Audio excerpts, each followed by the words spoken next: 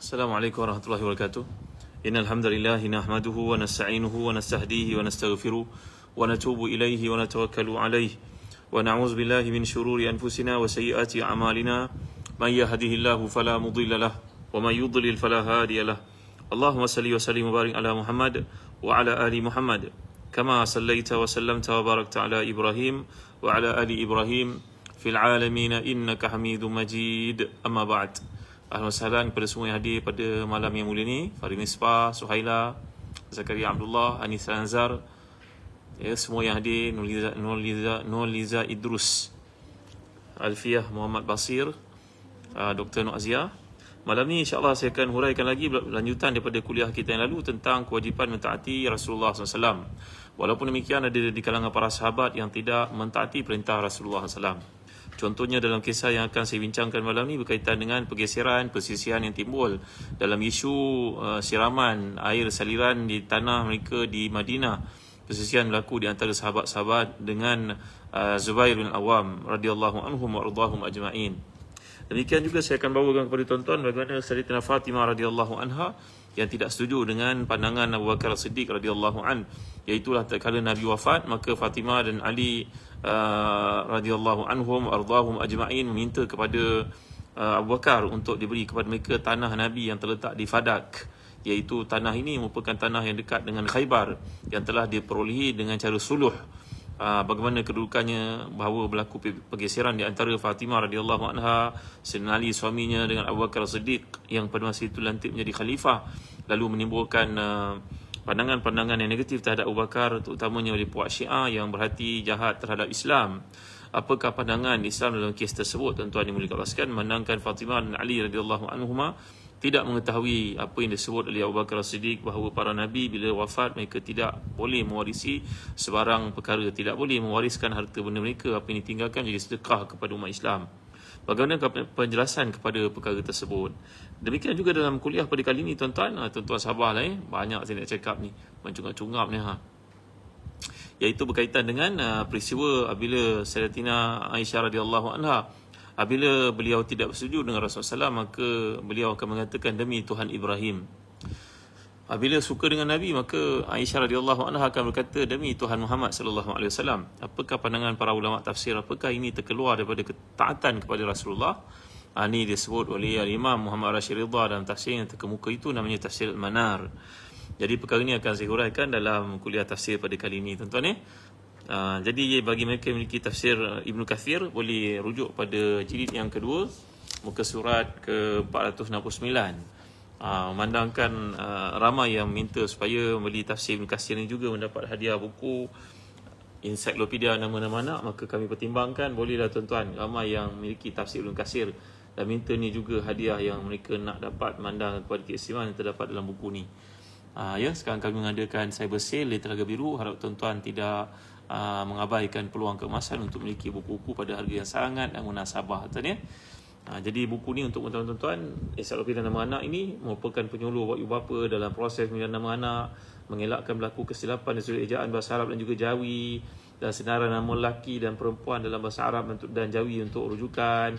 Kemudian bagaimana menggabungkan nama, kerana kita ni Melayu suka menggabungkan nama. Contohnya Khairul Azmi, contohnya Huda Insyirah. Contohnya perkataan-perkataan sedemikian yang kita gunakan dengan nama sandaran gabungan murakab dalam bahasa Arab. Demikian juga dalam buku ni menguraikan nama-nama para sahabat, nama ilmuwan Islam, nama bunga, nama syurga, nama jin, agar tidak tersilap bukan nama yang dilarang dalam Islam. Saya pernah terang kepada tuan-tuan, dan juga mengandungi sedikit informasi sejarah tentang nama-nama tersebut. Bacalah buku ni, tuan-tuan, jadikan dia hadiah untuk diri kita dan anak yang bakal lahirkan, dan untuk hadiah kepada orang-orang yang kita kasihi. Tengok kan, ni cerita Imran bin Hussein yang pernah saya cerita kepada tuan-tuan, yang Nabi telah ajarkan kepada ni satu doa yang hebat, Allahumma alhimni rushdi wa a'idhni min syarri nafsi, kan? Jadi ini adalah satu buku yang baik untuk dimiliki. Saya ingatkan tuan-tuan, dalam kempen yang ada sekarang ni, setiap pembelian tafsir Munir dan juga tafsir Ibn Kathir, tuan-tuan akan dapat hadiah buku nama-nama anak ni. Baik, ada yang bertanya tadi, sila rujuk pada jilid yang kedua, muka surat 469 dan seterusnya. Bagi mereka yang memiliki tafsir Munir juga, malam ni saya akan rujuk, iaitu pada jilid yang ketiga, muka surat 156. Dua kitab ni menjadi sandaran utama kita dalam diskusi tafsir. Baik. A'udzubillahi minasyaitonirrajim. وما أرسلنا من رسول إلا ليطاع بإذن الله ولو أنهم إذ ظلموا أنفسهم جاءوك فاستغفروا الله واستغفر لهم الرسول لوجدوا الله توابا رحيما فلا وربك لا يؤمنون حتى يحكموك فيما شجر بينهم ثم لا يجدوا في أنفسهم حرجا مما قضيت ويسلموا تسليما صدق الله العظيم. Al-Wasalan Musa Ansi Sani Kamaldin Haji Khairun Nisa dan semuanya hadir. Kami tidak mengutuskan seorang rasul pun melainkan untuk ditaati dengan izin Allah. Sungguhnya jikalau mereka ketika menganiaya dirinya datang kepadamu lalu mohon keampunan kepadamu wahai Muhammad, memohon keampunan kepada Allah dan Rasul untuk memohonkan keampunan buat mereka, tentulah mereka mendapati Allah Maha Penerima Taubat lagi Maha Penyayang. Lalu mereka memohon, sesungguhnya jikalau mereka menganiaya diri mereka sendiri lalu datang kepadamu mohon ampun kepada Allah dan Rasul untuk memohon keampunan bagi mereka, tentulah mereka mendapati Allah Maha Penerima Taubat lagi Maha Penyayang. Maka demi Rabbmu, mereka pada hakikatnya tidak beriman hingga mereka menjadikan kau sebagai hakim dalam perkara yang mereka persisihkan itu. Kemudian mereka tidak merasa berat dalam hati mereka terhadap keputusan yang telah engkau berikan dan mereka menerima dengan sepenuhnya. Baik. Cuba kita lihat dalam tafsir Ibn Katsir. Allah berfirman di sini, nanti saya akan huraikan kepada tuan-tuan dalam bahasa Arab ni indahnya dia sudut fiqhul lughah. Keindahan bahasa Arab ini kalau kita perhatikan perkataan digunakan oleh Allah fima syajara bainahum. Syajara ni perkataan yang tuan-tuan ingat dalam bahasa Arab apa dia? Syajaratun, betul. Syajaratun pokok kan. Kalau syujairah pokok yang kecil Ini keindahan bahasa Arab. Kami di Zon Travel berniat untuk mengadakan kursus bahasa Arab untuk tuan-tuan yang minat. InsyaAllah nanti kami akan maklumkan menguasai bahasa Arab, menguasai bahasa-bahasa ibadah kita. Setiap hari kita beribadah kepada Allah, zikrullah, semayang, Al-Fatihah, tasyahud akhir yang kita baca, kunut. Alangkah indahnya kalau kita dapat menyelami makna-makna tersebut dan alangkah banyaknya rungkaian perkataan tersebut berkaitannya dengan bahasa Arab yang kita lihat dalam Al-Quran sebenarnya. InsyaAllah bagi tuan-tuan yang minat, nanti kami di Zazan Travel akan mengendalikan satu kursus bahasa Arab secara online dengan seorang pakar daripada UIA, sahabat saya yang akan mengajar tuan-tuan bahasa Arab dengan konteks yang mudah, kaitkan dengan ibadah yang kita lakukan seharian. InsyaAllah kita akan faham banyak perkataan-perkataan dalam Quran Baik.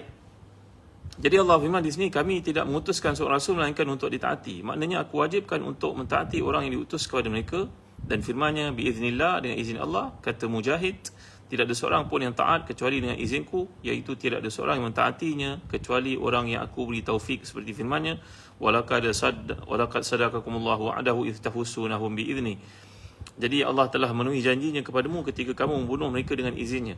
Jadi daripada perintah Allah SWT kat sini kita dapat faham bahawa mentaati Rasulullah SAW ini merupakan satu taufik daripada Allah SWT. Kerana hidayah daripada Allah ni ada banyak format tuan-tuan, ada banyak bentuk. Ada dipanggil sebagai hidayah tu bayan, hidayah taufiq, ada hidayah bersifat irsyad. Jadi ada perkara yang kita tahu tapi kita belum dapat nak buat. Semua orang tahu keutamaan baca Quran, tapi masih lagi tidak memiliki masa, mengkhususkan masa untuk baca Quran. So mereka tahu kelebihan sembahyang sunat duha, tapi mereka belum dapat amalkan. Mengapa? Ternyata di situ belum ada hidayah taufiq. Yang ada cuma hidayah irsyad. Jadi di sini Allah Taala menjelaskan bahawa semua ketaatan kepada Rasulullah SAW itu merupakan satu anugerah daripada Allah untuk seseorang itu memenuhinya. Walau annahum izzalamu anfusahum. Sedangkan firman-Nya, jika mereka ketika menganiaya dirinya, lalu Allah mengarahkan para pelaku maksiat dan pelaku dosa jika terjatuh dalam kekeliruan dan kemaksiatan supaya datang kepada Rasulullah dalam rangka mohon keampunan kepada Allah di sisinya, minta kepada baginda untuk mohon keampunan bagi mereka. Jika mereka melakukan demikian, maka Allah akan memberitahu mereka mengasihi dan mengampuni mereka. Perkara ini telah saya jelaskan dalam kuliah yang lalu. Antara pendapat yang hebat untuk kita lihat berkaitan dengan hal ini adalah seperti dinyatakan oleh Al-Imam Mutawalli Sya'rawi, seorang ahli tafsir yang terkemuka dari Mesir itu. Jadi ketika beliau menjelaskan, aku bertahun-tahun aku cuba cari idea bagaimana maksud Allah SWT kat sini. Bagaimana Allah SWT maksudkan dalam konteks ayat ini. Sedangkan Rasulullah SAW ni telah pun wafat. Jadi lebih daripada 10 tahun aku merenungi firman Allah kat sini. Apakah keistimewaan yang dianugerahkan Allah kepada generasi salafus salih, generasi para sahabat utamanya, iaitu mereka dapat melihat Rasulullah SAW bertemu dengan baginda sallallahu alaihi wasallam dalam satu hadis. Walaupun hadis itu ada pertikaiannya oleh para ulama, iaitulah Rasulullah SAW telah bertanya kepada para sahabat, siapakah orang yang paling kuat imannya? Mereka menjawab, yang paling kuat imannya adalah para anbiya. Maka Nabi menjawab, bagaimana imannya tidak kuat sedangkan malaikat wahyu turun kepada mereka? Kalau begitu merupakan para malaikat. Para malaikat, apalah yang menyebabkan mereka terhalang daripada iman mereka menjadi kuat? Kerana mereka sentiasa berada bersama dengan Tuhan mereka. Mereka mendapat arahan direct daripada Allah SWT. Kalau begitu kamilah wahai Rasulullah. Maka Rasulullah SAW menjawab, bagaimana kamu tidak kuat iman sedangkan aku bersama dengan kamu? Maka terdiam para sahabat. Rasulullah SAW telah memberitahu kepada mereka bahawa sebenarnya orang yang paling kuat imannya adalah orang yang datang selepas kita, selepas aku. Mereka tidak pernah melihat aku, tetapi mereka membenarkan apa yang terdapat di antara dua lembaran, iaitulah di antara dua kulit, iaitu Al-Quran, As-Sunnah, Hadis, yang mereka imani walaupun mereka tak pernah bertemu denganku, kata Rasulullah SAW. Jadi kata Imam Mutawalli Sya'rawi, ayat ini menimbulkan kekeliruan kepada aku sendiri sebagai seorang pengkaji Al-Quran, kata Syekh Muhammad Mutawalli Sya'rawi. Iaitu ayat ini menceritakan tentang kalau mereka bersalah, mereka datang bertemu dengan Rasulullah SAW, mohon kepada Allah keampunan dan mohon kepada Rasulullah syafaat Rasulullah SAW supaya memohon keampunan bagi pihak mereka. Ini namanya tawassul yang telah saya bincangkan dengan tuan-tuan pada kali yang lalu. Jadi kita yang ada pada hari ini, bagaimanakah kedudukan kita? Sedangkan Nabi SAW telah pun wafat. Yang kita tahu dalam hadis-hadis menunjukkan bahawa Nabi kita SAW, semua para anbiya ni ketika mereka sakit, menjelang waktu untuk wafat, maka datanglah para malaikat untuk memberi pilihan kepada mereka daripada Allah, apakah engkau ingin teruskan kehidupan di dunia ataupun kembali kepada Tuhanmu.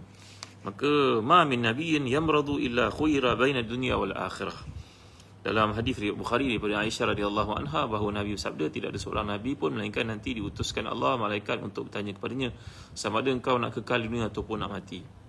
Maka para anbiya semuanya memilih untuk kembali kepada Allah. Kata Aisyah radhiyallahu anha, ketika Nabi hampir wafat di rumahnya itu, ya, jangan kita tersilap mendengar video yang sampai kepada kita bahawasanya Nabi wafat di rumah Fatimah radhiyallahu anha. Itu tidak benar. Nabi wafat di atas riba Aisyah radhiyallahu anha. Nabi wafat di rumah Aisyah radhiyallahu anha. Bahkan tatkala Nabi melihat Aisyah radhiyallahu anha bersiwak, Nabi minta siwak itu dilembutkan. Nabi pun nak mengunyahnya dan membersihkan gigi baginda sallallahu supaya wafat dalam keadaan mulutnya harum, berbau wangi. Baginda hendak bukan saja tubuhnya memang sentiasa wangi, bahkan mulutnya pun wangi untuk bertemu dengan Tuhannya. Jadi Aisyah radhiyallahu anha mengatakan, aku mendengar Rasulullah SAW berkata, ma'alladzina an'amallahu alaihim min nabiyyin wasdiqin wasyuhada'i wassalihin wa hasuna ulaika rafiqa. Maknanya nabi-nabi ini akan pilih untuk kembali kepada Allah. Dalam hadis yang lain Nabi bersabda, dalam hadis sahih yang lain, Nabi kedengaran berkata-kata dengan seseorang, iaitu Jibril AS. Kata Nabi, Allahumma rafiqal a'la, ya Allah, aku nak kembali kepadamu. Jadi kata Muhammad Mutawalli Sya'rawi, bersesuaian dengan hadis-hadis yang menunjukkan Nabi nak pulang kepada Tuhannya, Nabi tidak lagi bersama kita. Ayat ini menunjukkan kepada, apakah ia menunjukkan keutamaan para sahabat ridwanullahi alaihim ajma'in, yang mana mereka berkesempatan jumpa dengan Rasulullah SAW dan memohon kepada Allah keampunan dan mohon syafaat Rasulullah kepada Rasulullah masih hidup pada masa itu. Kita yang datang kemudian ni macam ni cerita ni. Maka inilah yang telah mencuri perhatian Imam Mutawalli Sya'rawi. Lalu beliau membuat satu rumusan yang penting menjelaskan ayat ini. Kata beliau, tuan-tuan ya, aku kemudiannya mengkaji dan aku pun minta kepada Allah diberikan petunjuk. Inilah perangai para ulama apabila mereka menghadapi satu kesukaran, kesulitan. Bukan pergi kedai kopi tuan-tuan untuk sembang-sembang kat Facebook. Angkat ayat sembahyang sunat. Ya Allah, Allahumma ftah alaina futuhal arifin. Allahumma mu'allima Ibrahim, ma'allimni, wa ya mufahima Sulaiman, fahimni. Ingat tak doa yang saya ajar pada tuan-tuan lama dulu? Kalau kita mengalami kebuntuan, seperti kata Muaz bin Jabal radhiyallahu anhu, sebenarnya doa ni bukan daripada Syekhul Islam, bukan beliau yang mengadakannya. Ia bersandarkan kepada doa Muaz bin Jabal radhiyallahu anhu ketika mengalami kesulitan. Iaitu beliau berkata, mintalah kepada Tuhan yang mengajar pada Ibrahim dan beri kefahaman kepada Sulaiman, fafahamna Sulaiman. Jadi ini bukan doa yang bagus sebenarnya. Ya, maka tindakan Imam Mutawalli Syarawi ni minta kepada Allah, sembahyang sunatnya, tahajudnya, berwuduknya, minta kepada Allah, ya Allah bukalah kepada aku. Tak faham, aku baca macam tafsir tapi tak menemui satu benda yang memuaskan hatiku, kata beliau. Akhirnya Allah ilhamkan beliau untuk berkata kata-kata ni hebat, tuan ya. Syarawi berkata, aku demikian banyak aku membaca pandangan mereka bahawa Rasulullah SAW pernah menenangkan hati orang yang beriman sepanjang hidup dengan sabdanya yang tadi telah saya bacakan, kehidupanku lebih baik untuk kamu dan kematianku lebih baik untuk kamu, kata Rasulullah SAW. Maka kehidupan Nabi bersama para sahabat itu yang terbaik untuk mereka, dan kewafatan Nabi ketika Nabi tiada bersama kita itu terbaik buat kita. So macam mana nak faham hadis ini, dan macam mana nak faham ayat ini yang menyuruh kita berjumpa dengan Rasulullah, tuan-tuan? Ada setengah para ulama yang menjelaskan bahawa di sini kepentingan untuk menziarahi Rasulullah sallallahu alaihi wasallam di Madinah. Apabila kita menunaikan haji dan umrah, janganlah kerana keributan yang amat sangat tak mau pergi menziarahi Nabi SAW di Madinah. Padahal sekali jalan lah, tuan-tuan, sepatutnya sibuk macam mana pun pergilah ke Madinah. Adalah hadis-hadis yang menunjukkan kepada keutamaan Madinah yang sangat banyak. Bukan senang nak pergi, tuan-tuan ya. Jadi kalau kita tak boleh pergi lama pun, pergilah sehari ke. Jadi kata para ulama, sebahagiannya pergi ke makam Rasulullah SAW di Madinah itu memohon kepada Allah keampunan di situ, di Masjid Nabawi, di Raudah, bahkan di Masjid Nabawi sekalipun memadai akan memberikan kepada kita keberkatan dan keampunan terhadap dosa-dosa yang lalu. Tapi bagi orang yang tak mampu, macam mana, tuan-tuan? Ya, kalau kita menerima pandangan tadi sekalipun, tapi masih ramai di kalangan kita yang tak mampu pergi ke umrah.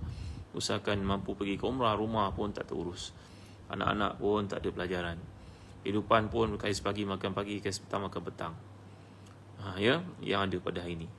Maka bagaimana kita nak memahami maksud ayat ini? Kata Imam Mutawalli Syarawi, aku telah duduk bertahun-tahun aku fikir, aku minta pada Allah, berilah petunjuk pada aku.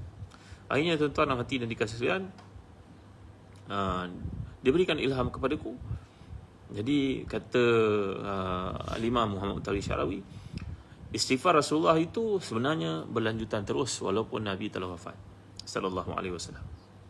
Dan dengan demikian, yang dituntut daripada kita adalah yang hidup selepas Rasulullah tidak bertemu dengan baginda sallallahu alaihi wasallam, maka merujuk kepada kefahaman terhadap hadis dan juga sunnah yang baginda tinggalkan. Amal, pegang, dalam hadis mengatakan addu 'alaiha bin nawajiz, gigitlah ia sebagaimana engkau gigit satu dalam gerahammu. Nescaya mereka memukul engkau pun engkau tidak akan lepaskan kerana ia berada dalam mulutmu. Maknanya digambarkan di situ secara satu majasnya, kita kena pegang kuat kepada sunnah Rasulullah SAW, dan itu tandanya kita hadir dalam hidup baginda SAW walaupun kita tak bertemu dengan baginda. Dan kita termasuk di kalangan golongan yang mendapat keampunan daripada Allah dengan syafaat baginda sallallahu alaihi wasallam. Ini kerana Nabi bersabda dalam hadis yang banyak, taraktu fikum amrayni ma in tamassaktum bihima lan tadillu ba'di abadan, kitaballah wa sunnati. Aku tinggalkan untuk kamu dua perkara yang kalau kamu pegang, kamu tidak akan sesat sampai bila-bila, iaitulah Al-Quran dan juga sunnahku. Maka ini termasuk dalam konteks hadis Nabi, bahawasanya kau datang kepada Nabi, mohon keampunan kepada Allah dan minta kepada Rasulullah syafaatnya untuk melepaskan kau, maka itu juga termasuk engkau seolah-olah seorang yang hidup pada zaman Nabi sallallahu alaihi wasallam. Allah hebatlah, tuan-tuan ya, orang-orang seperti ini yang diberikan oleh Allah satu pembukaan. Inna fatahna laka fathan mubina. Allah buka untuk mereka apa yang tidak dibuka kepada orang-orang yang banyak dosa. Baik, dalam ayat berikutnya, ayat ke-65, turunlah firman Allah SWT, fala wa rabbika la yu'minuna hatta yuhakkimuka fima shajara bainahum thumma la yajidu fi anfusihim harajan mimma qadaita wa yusallimu taslima. Demi Tuhanmu, mereka pada hakikatnya tidak beriman sehingga mereka menjadikan kau hakim dalam perkara yang mereka persisihkan. Kemudian mereka tidak merasa keberatan dalam hati mereka terhadap keputusan yang kau berikan, dan mereka menerima dengan sepenuhnya. Jadi dalam ayat ini menceritakan tentang kewajipan kita untuk mentaati perintah Allah dan Rasulullah SAW. Jadi kalau kita belajar bahasa Arab, perkataan yang digunakan oleh Allah ni fala wa rabbika. Ya, para ulama berbeza pendapat tentang kedudukan kata la dalam firman-Nya. Ada yang memahami kata la ni sebagai kata tambahan yang berfungsi menguatkan sumpah. Ini bahasa Arab, la uqsimu bihadzal balad. Jadi la itu peranannya zaidah li taqwiyati al-qasam, datangkan sebagai zaidah untuk menguatkan sumpah. Ini adalah satu yang dipanggil dalam bahasa Arab untuk taqwiyah, untuk memperkuatkan, tuan-tuan ya. Ada pula yang memahami perkataan la di sini yang dimaksudkan bukan fungsi untuk bermakna menafikan sesuatu sehingga tidak boleh difahami dengan makna tidak. Dan dengan demikian ayat tersebut, demi Tuhanmu. Jadi menguatkan berita yang disampaikan oleh ayat ini dengan sumpah. Dan penambah huruf la ini sangat pada tempatnya kerana keadaan orang munafik boleh jadi mengelabui mata ramai orang-orang Islam. Apalagi kemunafikan itu berkaitan dengan keadaan batin manusia yang tidak mudah diketahui oleh manusia, atau jika pelakunya pandai mengemaskannya dengan taktik, dengan strategi yang indah seperti keadaan orang munafik. Jadi perkataan yang digunakan oleh Allah ini untuk memperkuat sumpah bagi merujuk kepada kes yang telah kita bincangkan, namanya Bashar, seorang munafik yang tidak rida dengan keputusan Rasulullah SAW dalam perselisihannya dengan Yahudi, dan bertanya kepada Abu Bakar. Abu Bakar marah kepadanya. Lalu dia bertanya kepada Umar Khattab radhiyallahu anhu. Umar telah menjawab sangkalannya itu, perselisihannya itu dengan pedang, memancung kepalanya, yang telah kita bincangkan. Jadi ada juga yang memahami makna fala wa rabbika la yu'minun ini, maknanya la ini tidak. Hanya saja menurut yang berfahaman demikian, penafian itu tertuju kepada pandangan kaum munafikin yang dikandung oleh ayat yang lalu, iaitu sifat mereka menjadikan tagut seperti hakim dan keengganan mereka untuk mematuhi keputusan Nabi SAW. Seakan-akan kalau mereka maksudkan la ini dengan nama tidak, jadi makna tidak seperti yang mereka katakan. Fala, tidak seperti mereka katakan sebelum itu, iaitu beriman dan percaya kepada tagut. Jadi ini bahasa Arab. Kita tidak boleh melihat bahasa Arab ini secara mujazak, terpisah-pisah. Jadi kita kena memahami Al-Quran dalam konteks yang holistik, iaitu kita melihat keseluruhan rangkaian ayat-ayat ini, episod demi episod, untuk kita buat satu rumusan, memahami satu perkara. Jadi tidak seperti apa mereka katakan. Mereka percaya kepada apa yang diturunkan kepada wahai Muhammad, padahal mereka masih lagi menggunakan tagut sebagai hakim terhadap keputusan-keputusan yang mereka inginkan. Kemudian Allah menjelaskan, hatta yuhakkimuka fima syajara bainahum, sehingga mereka jadikan kau ini hakim dalam perkara yang mereka sisihkan. Thumma la yajidu fi anfusihim harajan mimma qadaita wa yusallimu taslima, hingga mereka menjadikan kau hakim dalam perkara yang mereka sisihkan. Thumma la yajidu fi anfusihim, kemudian mereka tidak merasa berat dalam hati mereka terhadap keputusan yang kau berikan, mereka terima dengan sepenuhnya. Dan ini satu keindahan bahasa Arab. Kalau kita lihat perkataan syajarah, kata Al-Imam Al-Asfahani dalam tafsir beliau yang terkemuka itu, namanya Tafsir Al-Mufradat. Perkataan syajarah ini berasal daripada nabat, pokok. Iaitulah lahu ma lahu saq, yuqalu syajaratun wa syajarun nahwu thamaratin wa thamarin idh yubayi'unaka tahta syajarah. Jadi Allah gunakan perkataan pokok terdapat dalam Al-Quran. Contohnya surah Al-Fathu, ketika Nabi dan para sahabat bersumpah di bawah sebatang pokok, pokok Ridwan namanya. Jadi demikian juga kalau kita baca surah Rahman, wan najmu wa syajaru yasjudan. Jadi ini perkataan yang digunakan syajar, pokok. Jadi kenapa ada kaitan pokok dengan perselisihan dalam bahasa Arab? Kata Al-Imam Muhammad Rashid Ridha dalam tafsirnya, Tafsir Al-Manar, bahawa kalau kita perhatikan pokok ni dahannya bercabang-cabang. Pokok ni dahannya rimbun. Rantingnya, dahannya, daunnya, cuba kita bayangkan pokok. Asal daripada satu tunas, kemudian dia membesar menjadi pokok, dan pokok ini menjadi berkembang begitu, daunnya, rantingnya, dahan, semuanya, hingga dia menjadi satu. Dalam konteks yang kita nampak, ia rimbun seperti itu. Maka kita pun jadi keliru mana satu asalnya. Pokok dahan telah banyak, rantingnya banyak, daunnya banyak, kita pun nak kena cek mana satu dahan yang bawa kepada ranting tersebut. Jadi begitulah juga perselisihan yang berlaku dalam kehidupan manusia. Ia menyebabkan kita hilang dasar untuk kita pijak, untuk kita tengok mana satu yang betul ni, siapa yang betul. Kerana bila berlaku perselisihan, maka kita nak mencari fakta kebenaran itu bukanlah satu benda yang mudah, tuan-tuan. Kan itu kalau kita perhatikan Nabi SAW sekalipun bila baginda menjadi hakim dalam keputusan di kalangan para sahabat, Maka akhirnya Nabi akan berkata bahawa ini adalah keputusan yang aku nampak. Sesiapa yang ambil satu yang bukan haknya, sebenarnya dia sudah mengambil satu bahagian daripada api neraka. Walaupun kat dunia ni kita menang, tuan-tuan, dalam keputusan yang diputuskan oleh hakim di mahkamah, tapi jangan gembira. Jangan kita confident bahawa kita menang selama-lamanya. Ia melibatkan hak orang, dan sekiranya ia tidak tepat, di akhirat nanti akan bongkar semula. Kalau dibongkar di dunia pun kita dah susah hati, tuan-tuan. Nanti di malam pun tak boleh. Dia buka oleh pihak sini, dia ambil bukti oleh pihak sana. Kadang-kadang ramai orang tampil untuk jadi saksi berbulan-bulan, bertahun-tahun. Maka pihak yang betul dipersalahkan, pihak yang salah dibetulkan. Macam kita pernah ikut perkembangan, ada orang rumahnya dirompak, na'udzubillah, tuan-tuan ya.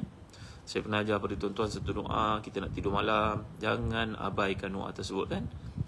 A'udzu biwajhillahil karim wa bi kalimatihi tammati allati la yujawizuhunna barun wala fajir min syarri ma yanzilu minas samaa'i wa ma ya'ruju fiha wa min syarri ma dhara'a fil ardi wa ma yakhruju minha wa min fitanil laili wan nahar wa min syarri tawariqil laili wan nahar illa tariqan yatruku bi khairin ya rahman. Kan tuan-tuan, ingat doa ni, saya pernah ajar tuan ni. Mudah-mudahan tuan-tuan dapat amalkan. Dan jangan abaikan 2 ayat terakhir surah Al-Baqarah untuk dibacakan. Tuan guru saya almarhum Datuk Dr. Harudin menurunkan kepada kami pengalaman baca doa ni, sehingga menyebabkan tuan-tuan, perompak yang datang nak merompak rumah orang itu melihat di depannya ada sungai. Dia berenang dalam sungai itu, dia nak sampai ke seberang sana. Sampai ke pagi dia berenang, tuan-tuan. Bila orang pemilik rumah ini dia nak dirompak ni bangun, dia lihat orang sedang berluka badannya, dia berenang atas simen rupa-rupanya. Kerana dia perhati di depannya ada sungai. Dia nak sampai ke rumah yang nak rompaknya itu, dia kena menyeberang parit sungai luas. Dia berenang, dia sangkanya air, rupanya dia berenang atas jalan raya, tuan. Pagi tu kena tangkap lah dia.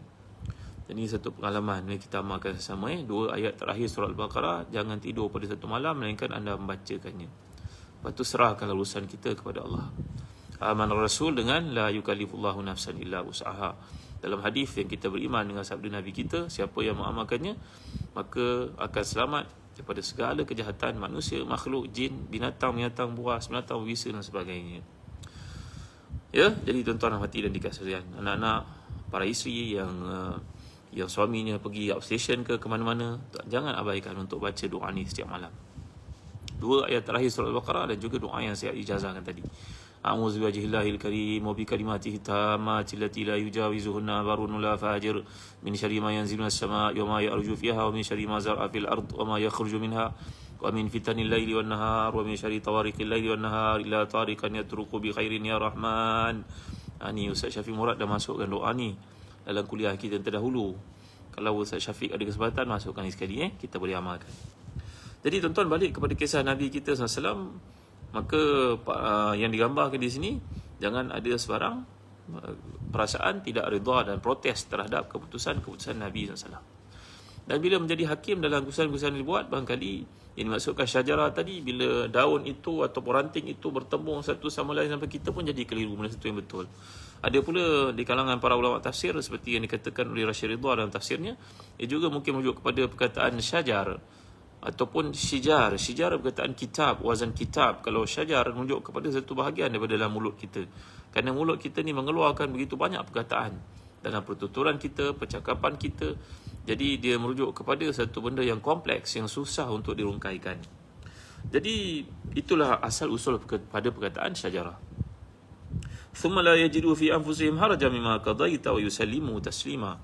Kemudian mereka tidak ada sebarang pun rasa berat dalam hati mereka untuk mempertikaikan keputusanmu. Jadi bila Nabi membuat satu keputusan, Allah buat keputusan, kita mungkin keputusan itu kita tidak suka, tapi kita rawat diri kita untuk mengatakan raditu billahi rabba wa bil islami dina wa Muhammadin sallallahu alaihi wasallam nabiyya wa rasulah. Ya Allah, semua yang kau kata itu benar. Hati aku ni mungkin berpenyakit, sukar untuk aku terima hakikat yang dalam pengetahuanmu, dalam merupakan terbaik buat aku pada hari ini, ya Allah. Walaupun aku tidak suka, tapi aku kena sukakan diri aku terhadap apa yang kau tetapkan ini, wahai Tuhan. Kadang-kadang bila kita lihat ayat ini, kata para ulama tafsir, contohnya dalam tafsir dalam Lubabun Nuqul, begitu juga dalam Durrul Mansur oleh Imam Suyuti, membawakan kisah persisian ini berlaku pada Daripada hadis riwayat Bukhari menceritakan bahawa Az-Zubair bersisih faham dengan seorang sahabat di kalangan Ansar. Iaitulah mereka ni punya kebun tanaman, kurma. Zubair tanahnya agak tinggi. Sungai mengalir daripada atas menuju ke tanah Zubair dahulu, kemudian baru pergi ke tanah sahabat Ansar itu. Memanglah adil lah begitu. Siapa yang tanahnya di atas, air sungai turun daripada bukit akan kena tanahnya terlebih dahulu. Maka Zubair ini menghalang sedikit daripada air itu untuk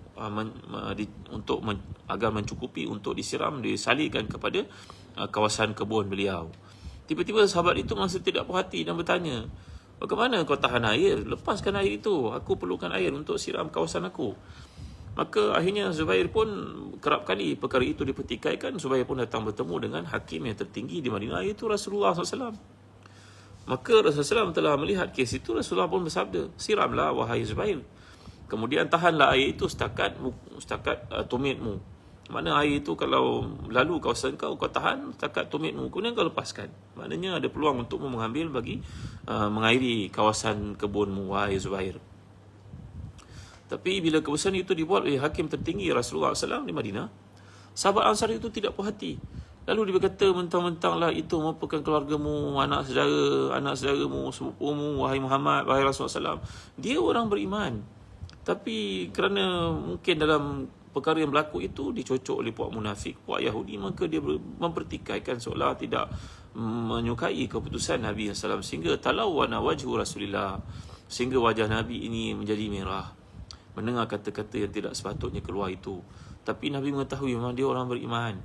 Cuma kadang-kadang ada manusia ni yang dia outspoken, dia vokal, dia tak boleh nak kontrol, dia berkata benda-benda yang tak perlu, tapi hatinya baik. Memang ada orang seperti itu. Tapi kalau kita boleh elakkanlah tuan-tuan, kerana ia menyebabkan banyak complication dalam masyarakat. Ada implication macam-macam kepada orang lain. Mungkin orang tak bersedia, mungkin hati menjadi luka dan sebagainya. Rasulullah SAW sendiri pun menjadi sedih atas kata-kata itu, kerana tak patut dia kata demikian.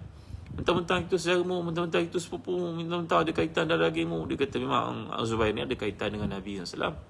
Tambahan pula, isterinya iaitu Asma merupakan kakak kepada isteri Nabi Aisyah radhiyallahu anha daripada bapa yang sama. Jadi tuan-tuan dimuliakan Allah sekalian, jadi dalam hal itu memberikan Nabi telah bagi jalan keluar mengikut ketetapan yang logik dan juga syarak membenarkan, iaitulah patutnya memanglah kena tahan air itu sikit untuk digunakan oleh Zubair dan kemudian baru dilepaskan. Masih ada bahagian untuk dia, tapi dia tak puas hati dengan keputusan itu. Jadi dalam ayat ini ada pengecualian terhadap sikap beberapa orang para sahabat yang Allah Maha mengetahui tentang hati mereka, bahawa di mereka bukannya orang munafik. Ya, ada para sahabat ni yang kadang-kadang mereka tidak ikut arahan Rasulullah SAW. Tapi kenapa tidak ikut arahan Rasulullah? Kerana ada sebab-sebab di sebaliknya. Macam kes yang tuan-tuan semua tahu berkaitan dengan Sayyidina Ali karramallahu wajhah sebagai contohnya, yang telah pun ingkar pada seruan Nabi ketika Nabi SAW menyuruh untuk memadam nama baginda ketika berlaku perselisihan di antara Nabi dengan Suhail bin Amr, wakil daripada Quraisy, untuk kes Suluh Hudaibiyah di tempat namanya Ji'rana itu. Maka Suhail tak setuju, tulis nama Bismillahirrahmanirrahim, tulislah Bismillahirrahmanirrahim. Senali pada Bismillahirrahmanirrahim, tulis Bismillahirrahmanirrahim. Kemudian surat itu termeterai di antara Muhammad Rasulullah dengan Suhail bin Amr. Kita setuju, Rasulullah tu padam, tulis Muhammad bin Abdullah, Muhammad bin Abdillah. Maka Sinali tidak mahu padam. Begitu juga Abu Bakar As-Siddiq radhiyallahu anhu, yang ketika menjadi imam, Nabi tampil, para sahabat bertakbir. Tuan-tuan tahu kes ni. Abu Bakar menjadi imam kerana Nabi terlambat, maka mereka meletak Abu Bakar untuk jadi imam. Ketika Abu Bakar sedang mengimamkan salat sama sebanyak 2 rakaat, tiba-tiba Nabi muncul. Para sahabat di belakang Abu Bakar bertakbir, Allahu Akbar, beritahu Abu Bakar ni orang bijak, lekal-lekal difaham Nabi muncul. Dia reverse ke belakang, dan saf yang belakang itu dikuatkan untuk bagi laluan Abu Bakar untuk masuk. Maka Nabi datang terlambat 2 rakaat. Nabi kata pada Abu Bakar, kekal jadi imam.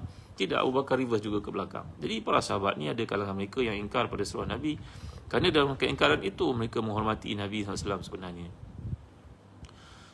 Termasuk juga satu peristiwa yang kalau tuan-tuan tahu, bahawa ketika dibuka Khaybar, saya pernah cerita pada tuan-tuan, selepas perang Ahzab atau perang Khandaq, maka Nabi dan para sahabat telah pun berjaya menakluki Khaybar, kerana orang Yahudi di situ telah pun ingkar pada piagam Madinah, telah pun mencabul perjanjian di antara Nabi dengan mereka. Itu mereka telah bersekongkol dengan pihak musyrikin Mekah untuk membantai umat Islam di Madinah. Maka kesan daripada peristiwa itu, selepas perang Ahzab, maka Nabi telah mewajibkan para sahabat untuk pergi ke Khaybar, untuk membuka Khaybar, dan Khaybar jatuh ke tangan umat Islam. Dan di antara tanah yang pernah diperolehi oleh Nabi dan umat Islam sebelum Khaybar namanya Fadak, yang terletak di dekat dengan Khaybar, tuan-tuan yang mulia Allah sekalian. Maka tanah ini kemudian telah menjadi milik Nabi SAW. Maka Nabi telah memberi hadiah kepada putrinya Fatimah radhiyallahu anha dan menantunya Ali karamallahu wajhah. Tetapi transaksi pemindahan itu tidak berlaku, Nabi wafat sallallahu alaihi wasallam. Maka selepas Abu Bakar Siddiq radhiyallahu an menjadi khalifah, maka Sayyidatina Fatimah dan juga Ali radhiyallahu anhuma telah menuntut di atas tanah itu dengan berkata, ya milik Rasulullah SAW, beri kepada kami. Maka Abu Bakar telah membacakan satu hadis, inna ma'asyiral anbiya la nurath wa ma taraknaha fahiya sadaqatun. Kami para nabi tidak boleh diwarisi. Harta kami kalau ditinggalkan, maka ia menjadi sedekah kepada orang Islam. Maka perkara ini telah berlaku satu persisian di antara Sayyidina Ali karamallahu wajhah dengan Fatimah radhiyallahu anha, Sayyidina Ali karamallahu wajhah radhiyallahu anhu, dan juga isterinya Fatimah radhiyallahu anha dengan Abu Bakar Siddiq. Dan persisian ini menyebabkan puak munafiqin termasuk Syiah yang telah menjadikan isu ini bahawa Sayyidina Abu Bakar merampas hak Fatimah radhiyallahu anha, yang mana itu satu benda yang tidak benar. Kenapa tak benar, tuan-tuan? Saya nak bawa cerita ni malam esok. Boleh tunggu? Tak sabar itu. Tunggu, tuan-tuan ni. Saya nak uraikan malam esok supaya adalah poin kita nak cerita pada malam esok, persisian berlaku ni. Dan ia ada kaitan dengan ayat yang sedang kita bincangkan, bahawa itu tidak termasuk dalam pengingkaran terhadap arahan Nabi SAW. Mengapa? Apa perkara ini? Nanti saya akan sebut. Dan itu juga saya nak sebut kepada tuan-tuan sekali lagi kisah bagaimana baginda Aisyah radhiyallahu anha kalau tidak puas hati dengan Rasulullah, maka kata-katanya sudah mencerminkan rasa tidak puas hati itu. Adakah ini juga termasuk dalam protes terhadap Nabi yang ditegah oleh ayat? Apakah jawapannya? Malam esok saya nak uraikan. Harap tuan-tuan bersabar. Dan sebelum akhir, saya nak beritahu kepada tuan-tuan, memandang kepada banyaknya permintaan dan memenuhi permintaan tuan-tuan ni, nampaknya kami kena lanjutkan lagi program offer Habatus Sauda Birkah ni sehingga hari Jumaat nanti, kerana banyak permintaan untuk diteruskan. So kami buka 5 hari saja lagi. Bagi tuan-tuan yang dapatkan Birkah Habatus Sauda ni, tuan-tuan beli 3, kami bagi hadiah 1. Dan di samping tu kami bagi hadiah sebuah buku yang menarik. Ni bukunya. Buku satu-satu nama-nama Nabi SAW. Buku yang dikarang oleh penulis buku bestseller Ustaz Ahmad Adnan Fadil, yang juga pengarang kitab Kenali Rasul Kita Muhammad SAW. Buku ni kabarnya, kata beliau, dikarang dengan bersungguh-sungguh mencari bukti, dalil, membaca banyak kitab untuk menghasilkan tulisan yang hebat ini. Satu-satu nama Nabi. Jadi mengenali Nabi ini satu perkara yang penting dalam kita menyelami sirah baginda SAW. Ya, buku ni juga akan dihadiahkan bagi setiap pembelian sebanyak 3 botol. Dan hadiah 1 botol, mana tuan beli 3 dapat 4 lah. Beli 3 kami bagi hadiah 1. Di samping tu dapat buku ni. Kami lanjutkan lagi kempen ni lagi 5 hari saja. Isnin, Selasa, Rabu, Khamis, Jumaat. Jumaat akan berakhir. Oleh kerana banyak permintaan, maka kami raikan. Hari ini pun banyak yang meminta supaya diteruskan. Kami minta untuk teruskan. Makanlah Habatus Sauda, tuan-tuan. Kerana padanya ada rawatan, kata Nabi kita SAW, pada semua penyakit melainkan kematian. Alhamdulillah, ramai feedback yang telah sampai kepada kami. Mereka mengalami resdung pulih, mereka sakit kencing tidak tos pulih, mereka mengalami sakit-sakit lengan ataupun sendi pulih. Alhamdulillah. Saya pun nak gunakan bahan ini, tuan. Bismillahirrahmanirrahim.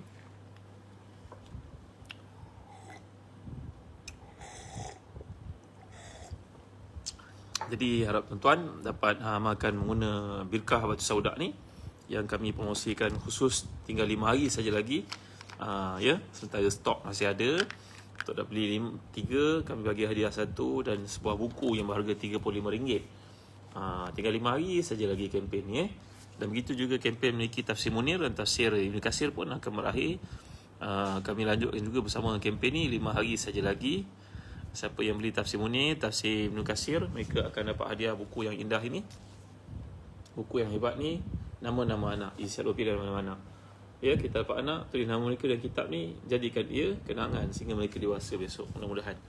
Baik, setakat ni saja dulu tuan-tuan pada malam ni. Ingat malam esok Saya nak jumpa tuan-tuan untuk satu doa yang dianjurkan untuk kita baca mengenang jasa Rasulullah SAW daripada buku Azkarul Azkar. InsyaAllah besok saya akan ajar kepada tuan-tuan. Dan begitu juga saya akan jelaskan persisian berlaku di antara Abu Bakar dengan Fatimah dan Ali ridwanullahi alaihim ajma'in itu, dan apakah kata-kata Sayyidatina Aisyah terhadap Nabi bila tidak puas hati dengan baginda, masalah rumah tangga suami isteri ya tuan-tuan ya.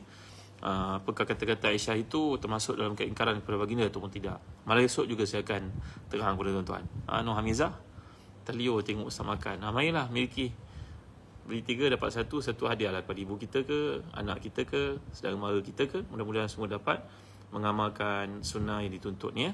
Sunnah yang dilupakan orang. Makan habatus sauda.